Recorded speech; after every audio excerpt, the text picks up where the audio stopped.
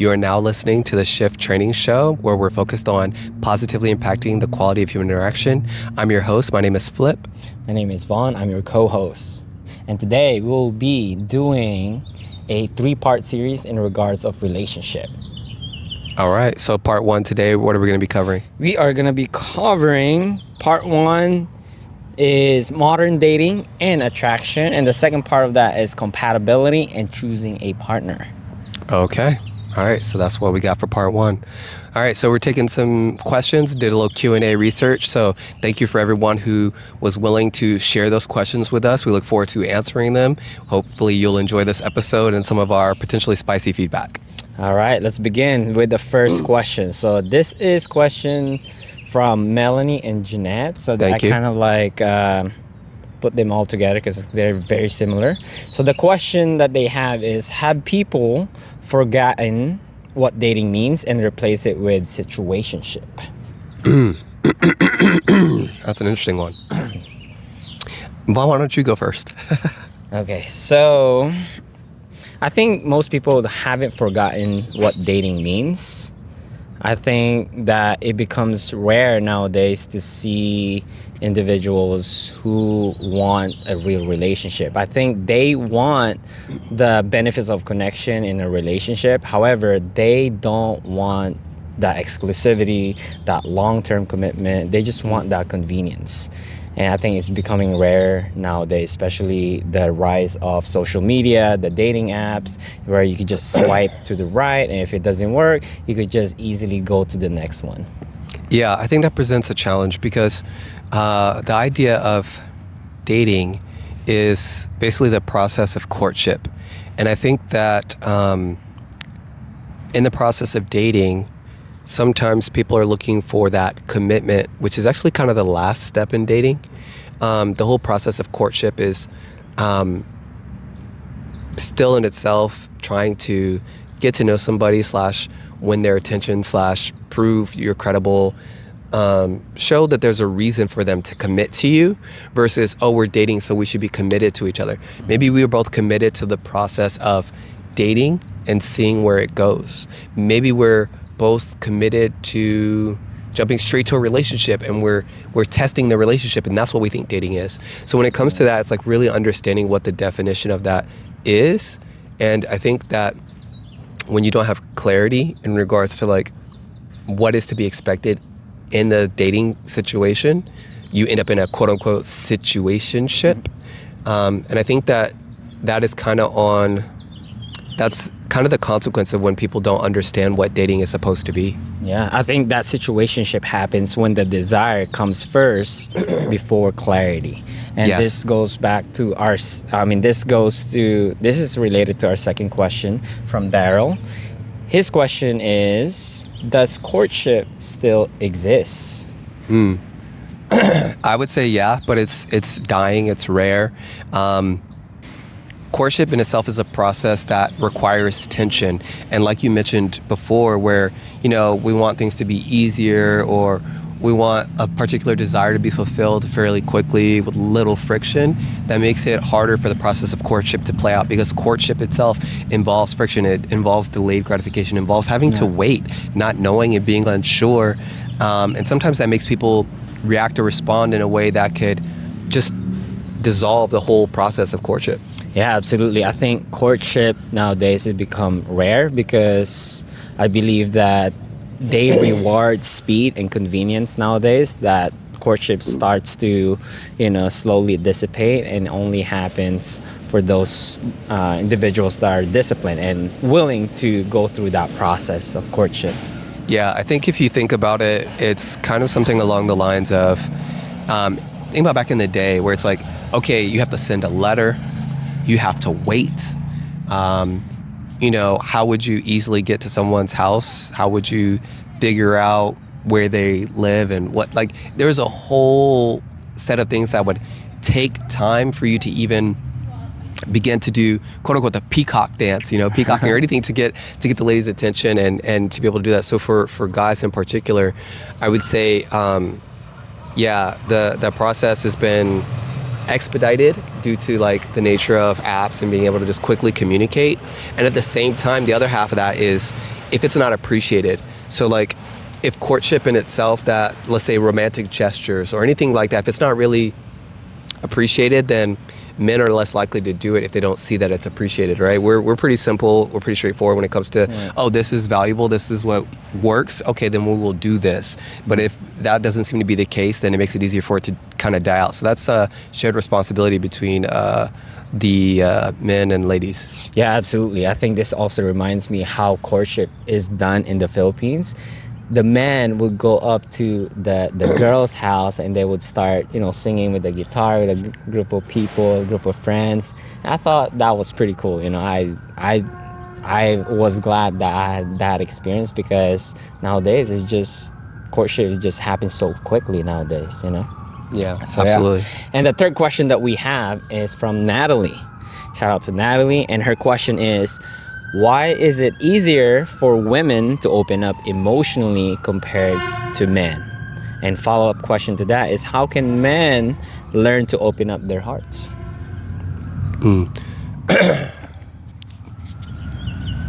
Sorry, the sirens. We're out here in the wild. Yeah. So can we hear question number 3 one more time? Yeah, let's repeat this question from Natalie. Her question is, why is it easier for women to open up emotionally compared to men? And a follow-up question to that is, how can men learn to open up their hearts? This is an interesting one. I'm going to start with the generalizations, but I want to get specific because the question is kind of general and I want to help you. So we're going to get specific. The short version is that in most cultures, it is more socially acceptable for women to open up about how they feel. And that's just the general norm in most cultures. So if you were to say, if a woman opens up about how she feels or expresses how she feels 5 times, maybe 1 out of 5 times in a normal situation, she might receive some pushback or some type of no, or like something that's unpleasant, negative feedback, we'll say. But for a man, it's going to be the opposite. If a man is open up about how he feels 5 times, maybe 4 out of the 5, he's going to get basically smushed in the face for it. And 1 out of the 5 times he might be accepted about it, like it might be okay. So when that's the norm, you should kind of expect that of a man. I would say that's kind of normal. Yeah, I think for women, growing up when they were young, they were taught to express their emotion in a very healthy environment. They have this support system. And for men, I think it's completely different. They were taught to suppress your emotion or be a man, whatever that means is. Therefore, when they, grow up as an adult, they don't know how to express that. They don't know how to name their emotions. And if you want a man to create that safe space, then create that environment where he's not being shamed, he's not being, judged by their emotion. I think there's a difference between emotions and vulnerability. I think when they are being emotional, they feel this intense feeling. However, when they are being vulnerable, they are acknowledging the feelings that they have and they taking that responsibility. I think feelings aren't the enemy. I think unprocessed feeling could create friction. Yeah, I would like to add to that, and I would like to say also for the guys, fellas, we know that there's a dichotomy of that. Like there's how much you can share. So like even in this question, like wanting that, and it's like how much of that do you really want? Because part of what makes I guess what you would say that sense of safety that comes from masculine energy is how well they're able to manage or mitigate or not allow their feelings to spill over in a way that causes you to feel that too much or be too stirred by them, right? So the irony is kind of wanting to know what's going on / too much of what it is might make you scared or might worry you, make him seem less stable. So as a man, if we're trying to be mindful about retaining our relationship with you, there's only so much we would reveal to you anyway. So It's so interesting. I want to go specific, so I'm going to switch from general to specific. The question that was presented doesn't directly apply to somebody like myself. I don't have a challenge with expressing how I feel or my emotions or processing any of that. I have found that it is harder for some of the women that I've met and had conversations with, for them to really face and look at what their feelings really mean or say to them, or how they even themselves may have shame around certain things. Like, it's harder for some of them to do that than it is for me. So I would say it's better to look at that question in a case by case, not men or woman, but like if there's somebody that you're talking to, somebody that you're interested in, it's best to understand why for them in particular it might be difficult for them to open up with you. I think that's something to look at. What in their circumstances in their life makes it difficult for them to open up to somebody like you, considering your background and your responses and how you act? I think that's going to be a more useful question to ask, to really create the space where both parties can open up and have better conversations. Yeah, absolutely. I think that's spot on. And not everyone, like you're the rare individual who could just open up easily to women, I think.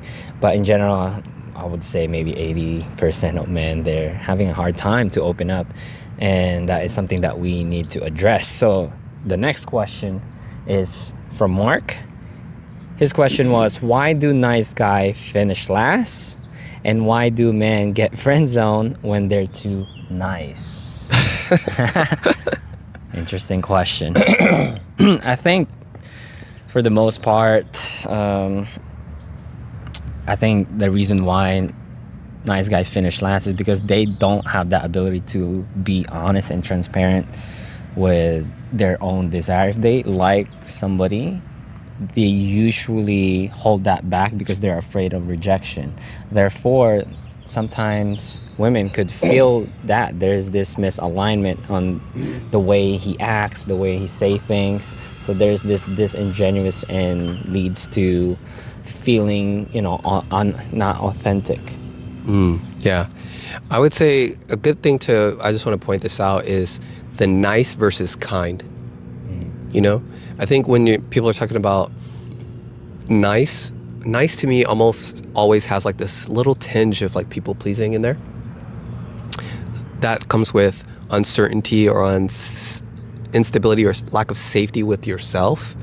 I would point to that as that being a big reason right there. Is there's a difference between being nice and kind, and you can be kind and clear, but being nice usually means that there's a little bit of people pleasing, there's a little instability, there's a little uncertainty, like you said, a little shakiness. When it comes to the friend zone thing, that's just funny to me. I have so many opinions on this. I want to just refer to like Sadia Khan on this one. I know some people find Sadia Khan controversial and they're like, no, I don't really like what she got to say. But I'm just going to say, like, for her audience and the people that she's speaking to, this is a question from a man. And I think a woman's opinion who's willing to be straightforward with men would be the best person to answer it. So I would say refer to some of Sadia Khan's content, and she will gladly explain to you about the whole nice guy being friend zone thing. There's a lot of biology and stuff going on at play there. But truly, from my personal perspective, I feel like a nice guy is maybe where you might put a friend, because that might be the same place you might put a female friend. If you're a lady, someone that you know is not gonna do too much to hurt your feelings. I think if you're someone that's trustworthy or whatever it is, you might also still be put in a friend spot. But I also think that leads us to like some of the other things we're going to talk about in the next section, which is like how are people even choosing their interest, or who they think they should spend time with. And there's the bell. All right, let's get back to our second part of this, which is compatibility and choosing a partner. Okay, compatibility and choosing a partner, like based on our last question. I just want to start with this primer really quick before we even go into the questions. Okay. There's this thing that I like to call, you'll hear this in different forms, like the 4 C's or whatever. I don't believe in 4 C's. I think it's the 5 C's. 5 C's. Get it, not 5 C's. When we're talking about compatibility and choosing a partner and all that stuff. So the first C, this is a funny one to me and it shouldn't be first, but I'm going to say first for now. Chemistry. That's one of the first ones. Come on, it's important that what starts the engine. I'm holding back my laughter so feelings. much. I'm trying to behave. Character, the person's character. Right. Connection, not just with that person, but connection with yourself. Knowing your values. Compatibility, right? Shared values. How does that work? Where do you guys align? Where is there maybe some potential room for trauma bonding, or maybe not? You know, bonding. Sometimes you can be compatible like that, and people don't know. And then lastly is commitment, and I say lastly commitment, rightfully so. Okay. So usually people technically with chemistry, they want to skip some steps and they want to go straight to commitment, and then they want to worry about the rest after. Same thing with courtship. You know, it takes some patience, takes some time. Right. Take through that process if you want your relationship to be healthy and long term. Right. So let's say that chemistry, let's say maybe the spark, right? Okay, so maybe we don't want to put the spark later in the line. Fine. You want it to be first.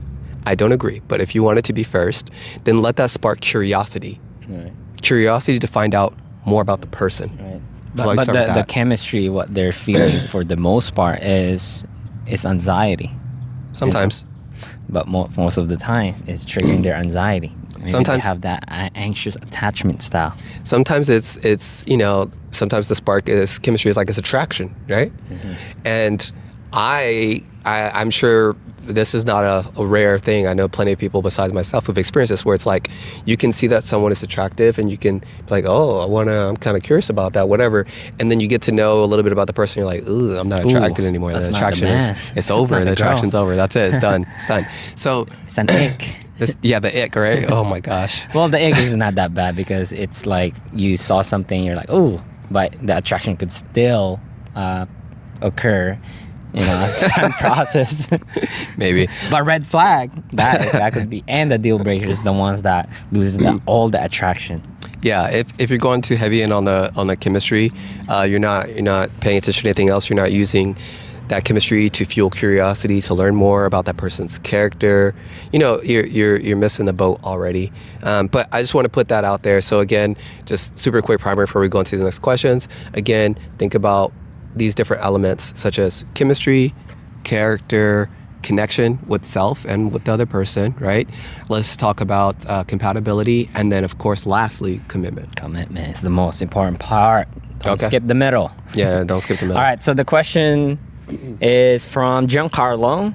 Okay. His question is, what actually makes two people compatible? Oh boy. Do opposite attract, or do relationships work better when people share similar values? This is interesting. Great question. That's a great question. So, yes, for all of them, and no, for all of them. Right. I think that the equation is going to vary. It depends on the people. I think definitely opposite attracts. I think it definitely works. Before you continue, why? Opposites attract. Okay, why? so I believe that most people are into that novelty. However, that personality could actually work. But I think in long-term relationship, I don't think it will last, because personality works with, some couples short term. However, if there is this different principle, core values that they don't have similar, I think that's when it becomes challenging.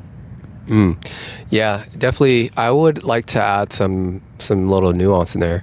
So if opposites, it depends on where you're opposing or what's opposite, right?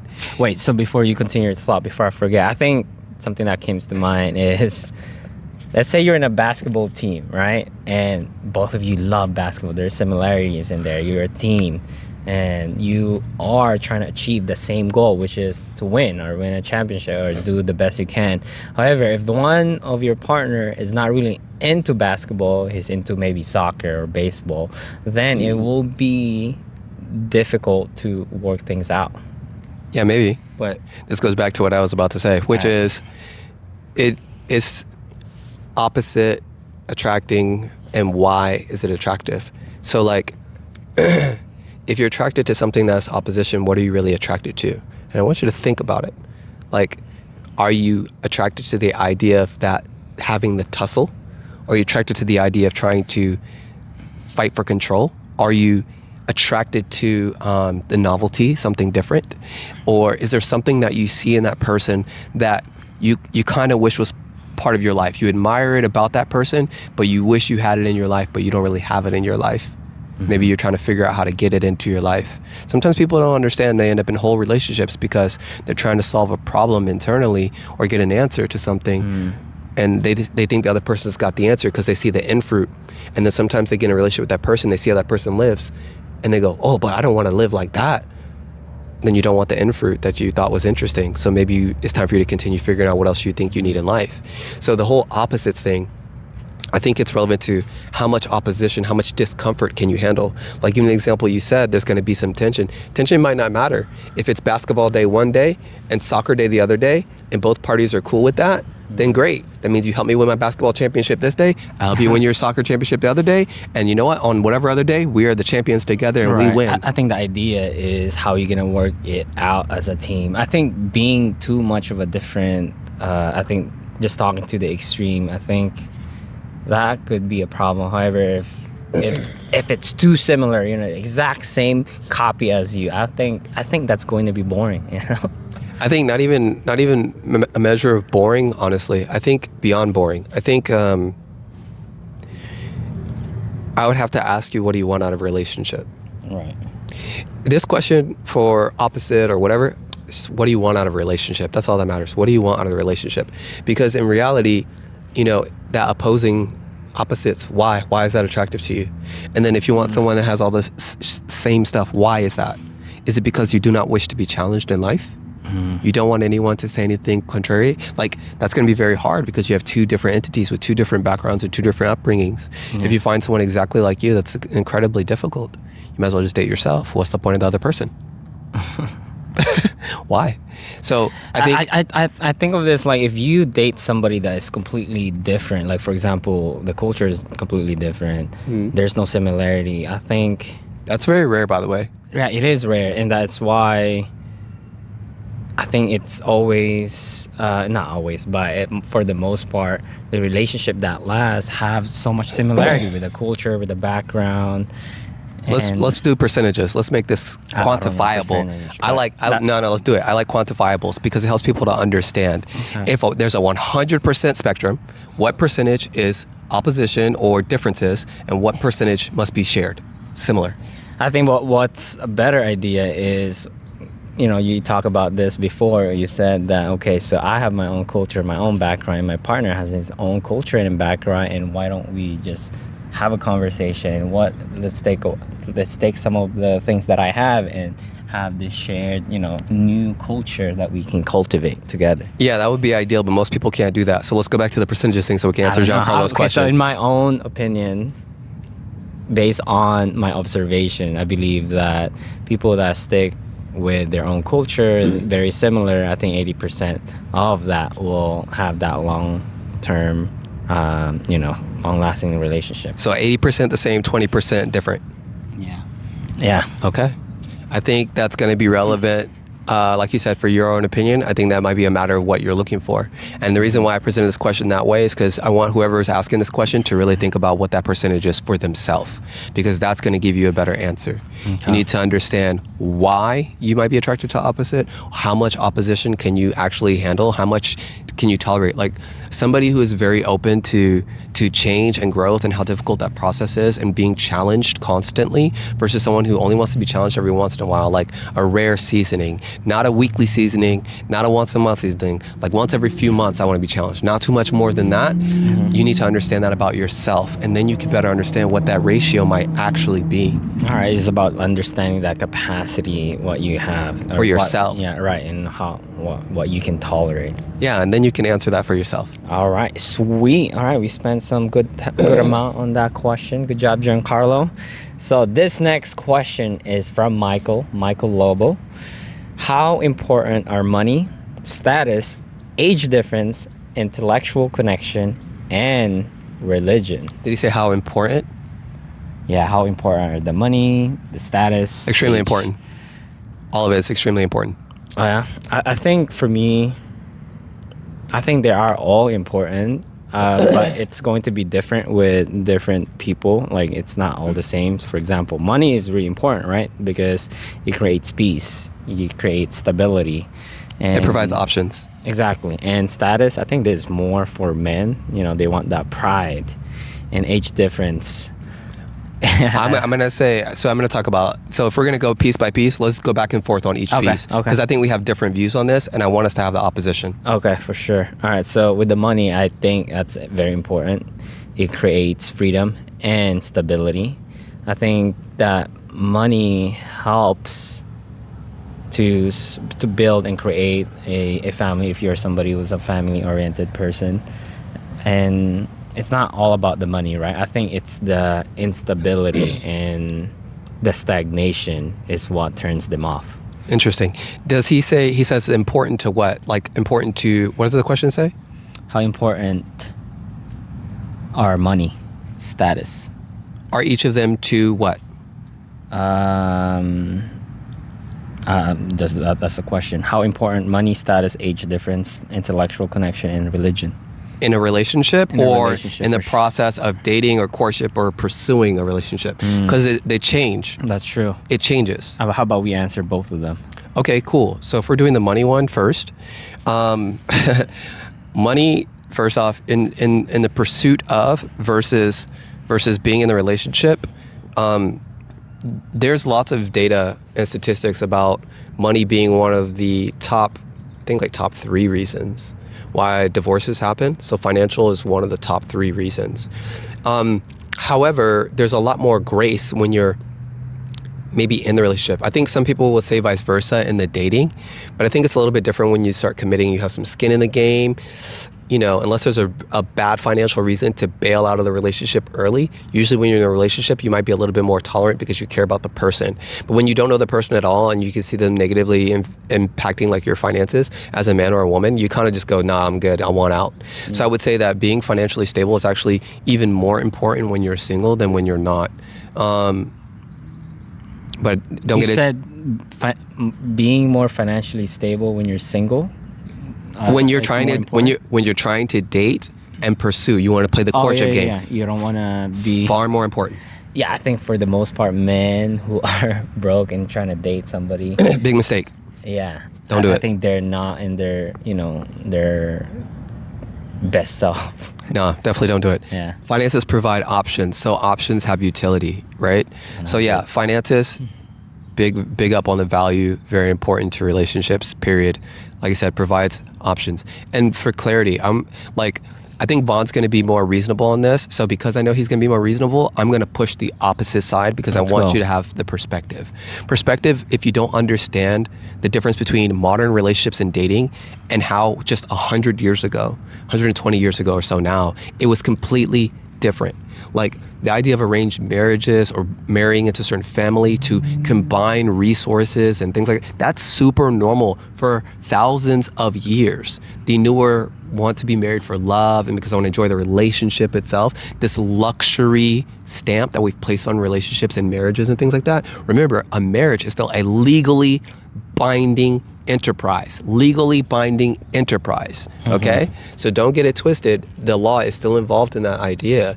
So even though we're on this newer concept, do not forget that coming together still means you guys are going to be intermingling finances. Even if you have your own account, she has her own account, and you guys have an account together, which is just wise, period, in general. I know some people who are very financially well off that they do it like that, and it helps to keep everything safe and out of care and consideration for each other. But just know you are going to be spending money in that, and it is to further your future together. So yes, big up to finances, very important for any relationship, period. 100. All right, so the pride or the status. You view status as pride, but I don't view it that way. Status, I don't know if that's what he means. I think status, if you're thinking about pride, means you're thinking about status for yourself. Right. Status in terms of relationships means how you're viewed by others outside. So here's a good one. You sometimes don't understand how high you are in social status because of your energy and the way you show up in a room. Sometimes you don't even understand that. Right. Ladies, if you see a man that's high status in a room, what do you think? Do you not at least see that he's in the room? Does he not get your attention? Now, it doesn't have to be a moment of pride or anything big for him. He could just be like chilling. But if you know that he's the guy in the room, surely you know he's one of the guys in the room, right, ladies? That's status. Interesting in that perspective. Yeah, not about how you feel in yourself or anything like that. Nothing about that internal reflection of pride, but status. Like in the room you walk in, do you have status? Are you somebody in that room? Okay. All right, that makes sense. If not, you're invisible.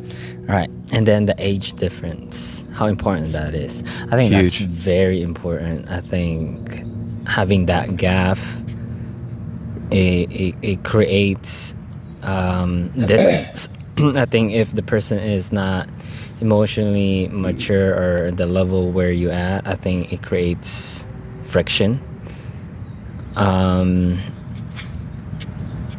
Yeah, I feel like it's just a different stage of life. If you are dating somebody who's like 10, 20 years. Oh yeah, that's a huge gap. Man, that is a huge gap. That's too big. I'm going to go Jordan Peterson on this one. Jordan Peterson says something like 5 years is a reasonable gap. 10 years in certain circumstances is pushing it, but like 5 years, that's, it's doable. An easy way to look at this is like, if you're somebody who's been living for a few decades, like you can look and you can go, okay, and even if you aren't, you can look at history books and watch old videos. Like there's history available to you. But if you look at how different life was for people in the 80s or 90s or 2000s, 2010s, if you look at how drastically things changed culturally for the environment you grew up in, a 10-year difference is a huge difference in perspective. Something that, like, here's an easy one. I'm a little bit older. I'm not super old yet, but I'm a little bit older. But I remember, How old are you? I'm old enough to have not been born with a cell phone in my hand. Oh, yeah. And to also see kids who have been born with a cell phone or tablet in their hand. Mm-hmm. And like, I know people who are like, Google, I love Google. I love asking Google for questions and using AI tools and all that. It's great. However, I definitely know and have experience going to find information in a library for myself. And I can say that the perspective of I will have to put in effort to go find this information versus like, why would I ever go look in a library when I can just do it on my phone is a huge difference. And those little things, if you grew up like that, you grew up with that easy access or convenience. Like this goes back to the courtship and dating thing, right? Yeah. If you never had to write a letter to a woman you had a crush on, men, and give it to her unknowing of what could happen. You never had to do a little thing like that when you were young. You never done any like little gestures like that. And you just want to be on the apps and you think swipe, swipe, swipe, whatever. This is for the younger dudes. You don't go out of your way. That's a huge difference. A lady who might be a little bit older than you, who can remember still when another man, who by the way, he's not in the picture, but he still lives in the mind because he did something sweet or different. There's a courtship gesture that he did that no other man did. So he gets to live in the mind, even if he's not around anymore. And you as a younger man show up and you're not bringing nothing. I mean, you're not bringing no juice to the table. You're not giving her nothing to think about. When you're gone, she's not thinking about you. It's a wrap. Like there's no contest. It's a wrap. You're not there. You don't exist. So I think that understanding that time gap, that difference, it makes a huge difference in the way we subtly see the world. So I think like Jordan Peterson, I think the 5 years is within the same decades, within that same range of understanding. After 10 years, you start to hit a gap where it's like, unless that person is an abnormality, right. The anomaly. Yeah, you're most likely running into tough territory. Yeah, I think that's spot on when it comes to dating somebody who's much younger than you. Like, for example, today's day and age, people are so glued to their social media. They grew up in a TikTok, while the people from the 80s or the 90s, they are somebody who's a complete different species, Like what you mentioned, they go to the library, they actually learn things to... it takes some time, so it creates this differences, and I think that's important. Cool. What's next? Next besides is age, we got intellectual connection. Intellectual connection. Yeah, essential. Yeah. What do you think? I think that if you want to be engaged and understood by your partner or whoever it is that you want to start a relationship with, I think you have to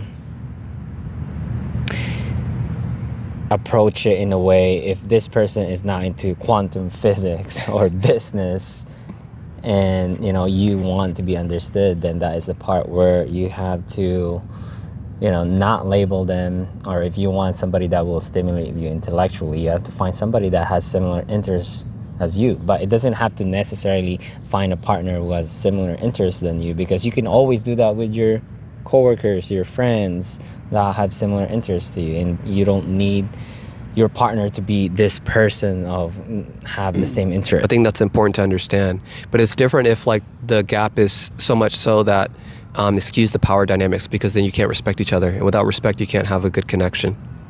Okay, and the last one we got is religion. I think this is one of the crucial part of how important it is. I think because it changes the lifestyle, the core values that you have, and how you're going to raise your family or your kids. I would say in the past it was more relevant, and I would say today it's becoming less relevant.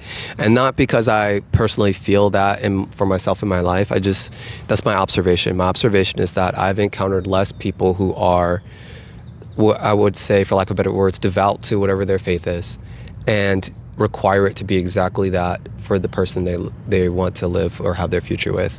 I know that there are still people in the world who operate that way, but I know that it is becoming less common. Maybe it's just because I live in California, so I know it's a lot less people that go to places of worship here. But my observation is that it's becoming less relevant as time goes. But I would say for someone where it does matter, it really does matter. Right. Yeah. So that concludes the question for Michael. And yeah, they're all important. However, it's not like going to be the same with every individuals. They might put religion first as more important. Hey everybody, cutting in really quick just to promote First Forum. We're promotional partners with them, and obviously we love their stuff. So my absolute favorite is actually the recovery stuff. So this First Forum Clear Protein right here, rainbow sherbet, hot fire, just tastes like juice. It's absolutely delicious. Vanilla goes good with just about anything. Ignition mixed with either of these is gonna help with the muscle repair. Magnesium is a sleepy weepy, help you get that rest. And greens for digestion. Have a shaker, shake it all up. It's delightful. Water is a must, and of course, gear bag if you're a gangster. So if you're interested in purchasing anything from First Forum, please check the link in the description. And now let's get back to the show.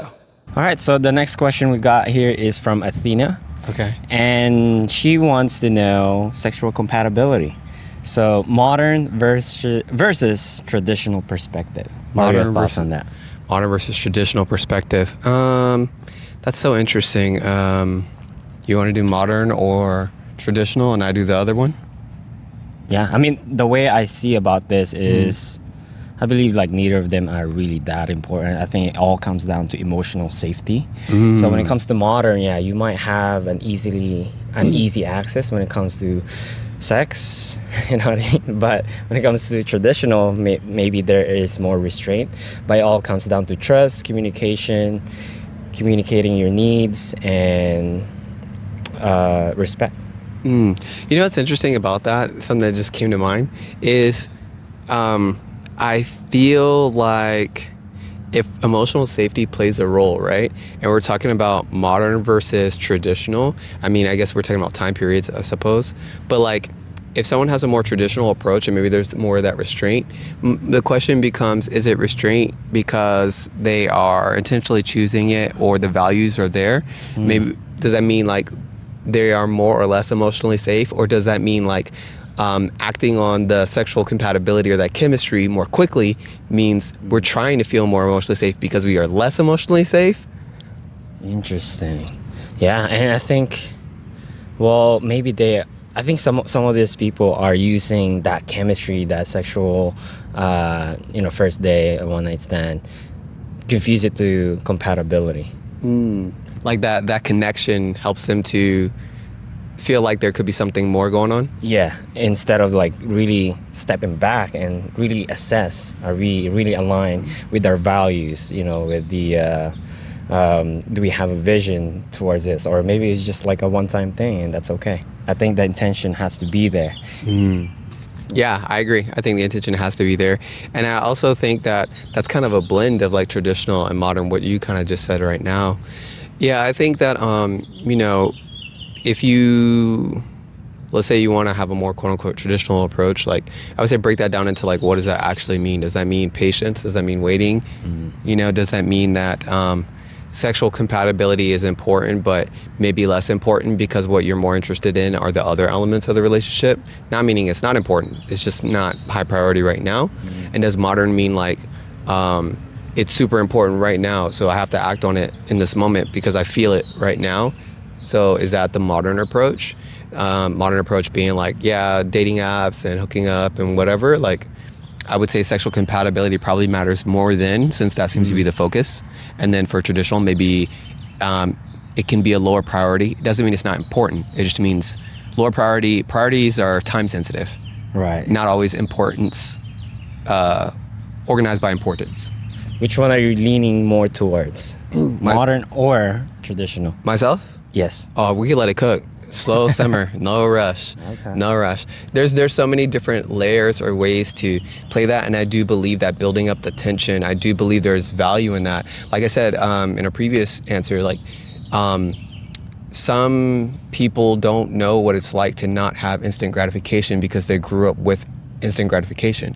But I know what it's like to where before there was Google and I wanted answers, I had to go to the library, find the book, and look for the answer. So like writing a letter, thinking about how I'm going to approach a woman, being very intentional, I grew up with that. And then I was able to have access to instant gratification. So I could do, not instant gratification, because that's just, my brain just goes bad automatically. But I could do a little bit of modern in terms of being reasonable and understanding, but I do have more of a traditional approach. I do believe in taking time because I want to make sure our connection is right before there's any engagement like that. Because I think people misunderstand how much you really intertwine with somebody when you go there. Yeah, I think it's completely different when it comes to someone who you really have this connection compared to just like, you just meet up and I believe it's just like completely different experience. 100%, absolutely. Yeah, this man is ancient.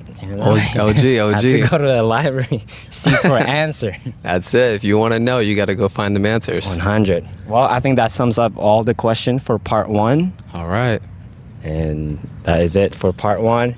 We'll go on to part 2. All right, stay tuned and we'll see you in the next episode. Have a great day.